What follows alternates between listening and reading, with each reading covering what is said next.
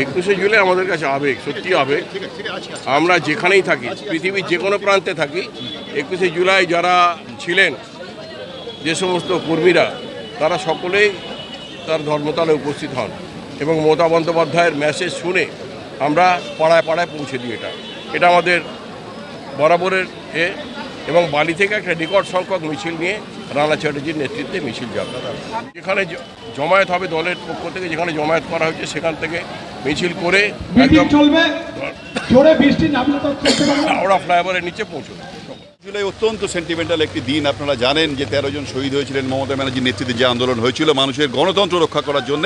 সুতরাং আমরা যাব পায়ে পায়ে উড়িয়ে ধুলো 21শে জুলাই ধর্মতলা চলো, এই স্লোগান নিয়ে আমরা যাব। ঝড় বৃষ্টি রোদ সব উপেক্ষা করে আমরা সবাই মিলে লক্ষ লক্ষ আমরা সৈনিক তৃণমূল কংগ্রেসের আমরা একত্রিত হব 21শে জুলাইয়ে দলনেত্রীর বার্তা নিতে, আগামী দিনের চলার পথ ঠিক করতে। এবারে 21শে জুলাই 31তম বর্ষ হয়ে পড়ছে। দিদির ডাকে আমাদের সারা বালি থেকে উদ্বাস্তু সেল এবং সকল শাখা সংগঠনের মানে প্রচেষ্টায় এবং আমাদের এমএলএর ডাকে আমরা সবাই মিলে দলবদ্ধভাবে বালির যে ঐতিহ্য আছে সেটাকে সম্পূর্ণ করে ধর্মতলায় যাব। এর জন্যে আজকে এই প্রস্তুতি সভা ছিল। আমাদের প্রধান বক্তা ছিলেন মাননীয় মন্ত্রী অরূপ রায় এবং আমাদের বিধায়ক ডক্টর রানা চ্যাটার্জি, এবং আমরা সকলে চেষ্টা করেছি সভাটাকে সাফল্যমণ্ডিত করার এবং সম্পূর্ণভাবে পূর্ণ হয়েছে এই সভা। আপনি যেটা বললেন, আপনারা তো দেখলেন তো লোকসভায় কি হলো। তা বাংলার মানুষ দিদির সাথে আছে, যতবার ভোট হবে ততবারই জিতবো আমরা। 21শে জুলাই আমাদের আবেগ, তৃণমূল কংগ্রেস যারা আমরা করি আমাদের আবেগ, আমাদের একটা আবেগের জায়গায় 21শে জুলাই বৃষ্টি হোক, ঝড় হোক, বাদল হোক, সব মানুষ ধর্মতলায় দিদির ডাকে আমরা যাব। তা সেই সমর্থনে আজকে একটা সভা ছিল। আমাদের মাননীয় মন্ত্রী অরূপ রায় প্রধান বক্তা, আর বালির বিধানসভার বিধায়ক ডাক্তার রানা চ্যাটার্জি একটা নির্দেশ দিয়েছে সব জায়গায় সভা করার জন্য।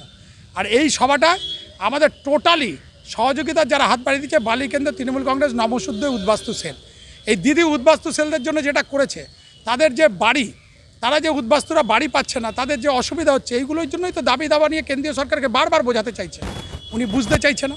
তাই দেখেছেন বাংলার মানুষ শুধু না, সারা ভারতবর্ষ জুড়ে 240-এ নামিয়ে এনেছে। 400 টার্গেট করেছিল, 240, 4-0। কালকে 12টা ভোট হয়েছে, 10-2।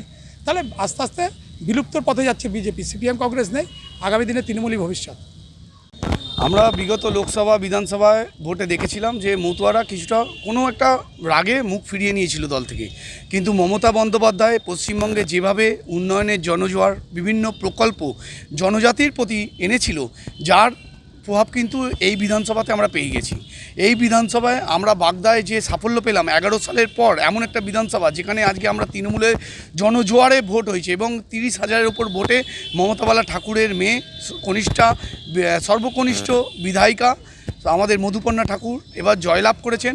এটা কিন্তু একদম প্রমাণিত যে আজকে যে রাজবংশী থেকে মতুয়ারা কিন্তু আজকে এই দলের সাথে আছে এবং আগামী দিনে এই উদ্বাস্তু সেল তারা পশ্চিমবঙ্গে যেভাবে কাজ করবে সেটা কিন্তু আজকে হাওড়া জেলার পথ দেখাচ্ছে এবং হাওড়া জেলায় এই উদ্বাস্তু সেল অসম্ভব দারুণ ফলাফল করছে। প্রত্যেকটা 21শে জুলাই প্রত্যেকটা বিধানসভায় প্রোগ্রাম করছে, বালিও তার ব্যতিক্রম নয়। বালির সভায়ও সভাপতি তাপস সরকার দারুণ আজকে একটা সভা করেছে। আমাদের এখানকার যিনি অভিভাবক পল্টুদা আজকে পুরো এই সভাটার খুব দারুণভাবে আয়োজন করেছিলেন, এখানকার বিধায়ক রানা চ্যাটার্জি, এবং আজকের প্রধান বক্তা আমাদের হাওড়া জেলার মাননীয় মন্ত্রী অরূপ রায় মহাশয়কে আমরা পেয়ে আজকে খুব উজ্জীবিত। আগামী দিনে উদ্বাস্তু সেলের পক্ষ থেকে খুব ভালোভাবে আমরা কাজ করব এবং এই কাজ যেন পশ্চিমবঙ্গের বিভিন্ন জেলায় ছড়িয়ে পড়ে তার কিন্তু আমরা রূপকার হয়ে দেখিয়ে দেবো। আমার নাম ধ্রুবজয় সেন, নমস্কার উদ্বাস্তু সেলের জেলা সভাপতি।